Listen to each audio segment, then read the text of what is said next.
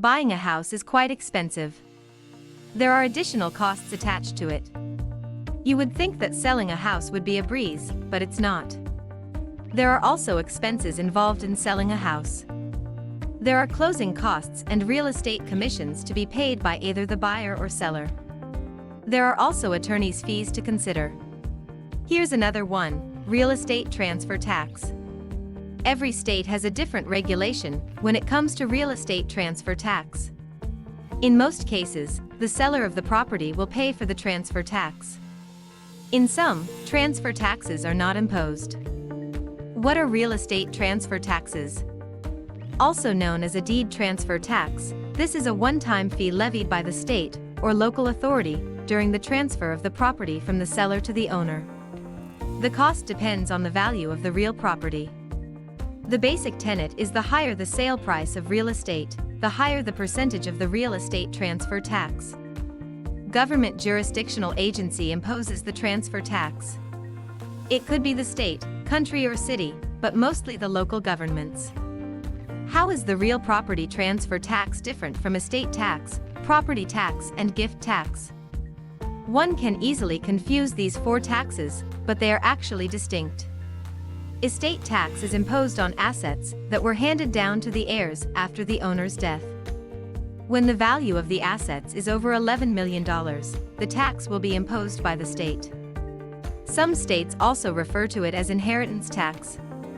Property tax, on the other hand, is a recurring levy imposed on properties. It is one of the sources of income among local governments. The gift tax is imposed on a property that was given freely. The property has to be valued at a certain amount to be levied the gift tax. This is typically imposed following the estate planning. Meanwhile, the estate tax is imposed upon death based on the owner's will. The gift and estate taxes are similar to the real estate transfer tax, but with distinctive charges and limitations. They are also paid to the IRS. Distinction: the real estate transfer taxes are levied on actual transfer of the real estate, and usually between the property owner or seller and a third-party buyer. Each state has different tax regulations. The amount is also based on the value of the property. As an example, note the different real estate transfer taxes based on a house that's worth $500,000. Colorado $50.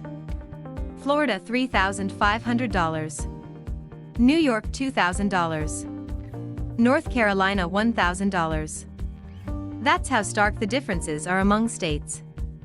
This is actually something to consider when buying a house. Still, there are other states that don't impose a real estate transfer tax at all.